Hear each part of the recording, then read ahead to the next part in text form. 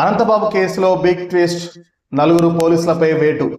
Driver వీధి సుబ్రహ్మణ్యం హత్య కేసులో నిందితుడిగా ఉన్న వైసీపీ ఎమ్మెల్సీ అనంతబాబుతో పోలీసులు కుమ్మక్కయ్యారని సుప్రీంకోర్టు తీవ్ర ఆగ్రహం వ్యక్తం చేసిన విషయం తెలిసిందే.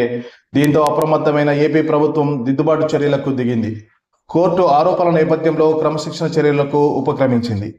2022 మే 19న డ్రైవర్ హత్య జరగగా హత్య కేసు విచారణలో ప్రధాన నిందితుడిగా ఉన్న ఎమ్మెల్సీ అనంతబాబుకు అనుకూలంగా వ్యవహరించారని ఆరోపణలు ఎదుర్కొంటున్న నలుగురు పోలీసు అధికారులను రాష్ట్ర ప్రభుత్వం సస్పెండ్ చేసింది. ఈ మేరకు శనివారం రాత్రి ప్రభుత్వం ఆదేశాలు జారీ చేసింది. ఈ కేసు విచారణలో లోపాలపై సుప్రీంకోర్టు తీవ్ర ఆగ్రహం వ్యక్తం చేసిన సంగతి తెలిసిందే. దీంతో ప్రభుత్వం చర్యలకు ఉపక్రమించింది. హత్య కేసులో నిందితుడైన వైసీపీ ఎమ్మెల్సీ అనంతబాబుకు డిఫాల్ట్ బెయిల్ అందించడానికి అన్ని ప్రయత్నాలు జరిగాయని, అత్యంత హేయమైన నేరంలో పోలీసుల తీరు ఆక్షేపణీయమని సుప్రీంకోర్టు ఆగ్రహం వ్యక్తం చేసింది.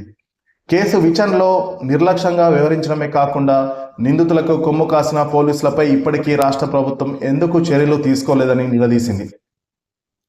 హత్య జరిగిన సమయంలో ఎమ్మెల్సీకి సహకరించిన అప్పటి పోలీసులపై క్రమశిక్షణ చర్యలు తీసుకోకపోవడాన్ని కోర్టు తప్పుపట్టింది.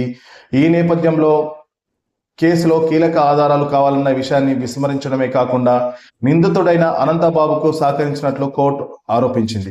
అలా సహకరించిన నలుగురు పోలీసు అధికారులపై డీజీపీ ఇచ్చిన నివేదిక ఆధారంగా ప్రభుత్వం సస్పెన్షన్ వేటు వేసింది. కాగా ప్రభుత్వం సస్పెండ్ చేసిన వారిలో కేసు విచారణలో కీలకంగా వ్యవహరించిన అప్పటి డిఎస్పీ, ప్రస్తుత భీమవరం అడిషనల్ ఎస్పీగా పనిచేస్తున్న భీమారావు, వెయిటింగ్ లో ఉన్న డిఎస్పీ మురళీకృష్ణారెడ్డి, అప్పట్లో సర్పవరం సిఐగా పనిచేసిన ప్రస్తుతం బిఆర్ అంబేద్కర్ కోనసీమ జిల్లాలో విధులు నిర్వహిస్తున్న ఆకుల మురళీకృష్ణ, అప్పట్లో కేసు నమోదు చేసిన సర్పవరం స్టేషన్ ఎస్ఐగా ఉండి ప్రస్తుతం కాకినాడ పోర్ట్ పోలీస్ స్టేషన్ పరిధిలో విధులు నిర్వహిస్తున్న ఎస్ఐ సతీష్ బాబు తదితరులు ఉన్నారు. ఈ పోలీసు అధికారులపై వెంటనే క్రమశిక్షణ ప్రొసీడింగ్స్ ప్రారంభించాలని, శాఖాపరమైన చర్యలు తీసుకోవాలని ప్రభుత్వం ఆదేశించడం గమనార్హం.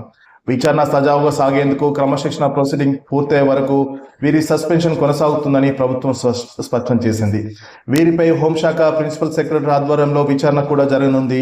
15 రోజుల్లో విచారణ పూర్తి చేసి ప్రభుత్వానికి నివేదిక సమర్పించాలని ప్రభుత్వం ఆదేశించింది.